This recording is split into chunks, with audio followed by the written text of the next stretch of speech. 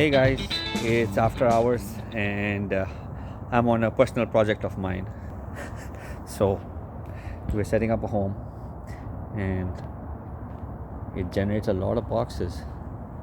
And this is something about construction that always bothers me, that it's very hard for us to recycle, So I'm just doing a personal effort, bring all my boxes behind a big box store. There's a cardboard recycling. Just doing my part, how much ever I can. But yeah, I think there's a huge opportunity for waste management in construction and long-term goals. Definitely want to figure this one out. Let me get this done now. Maybe you can watch me while I get this done.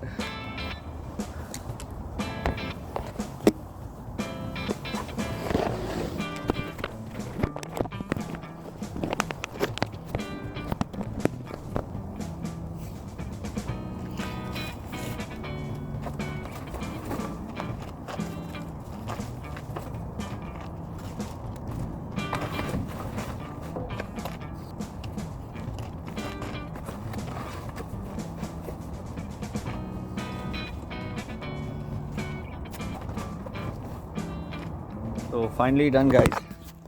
Finally done. I'll catch you guys later.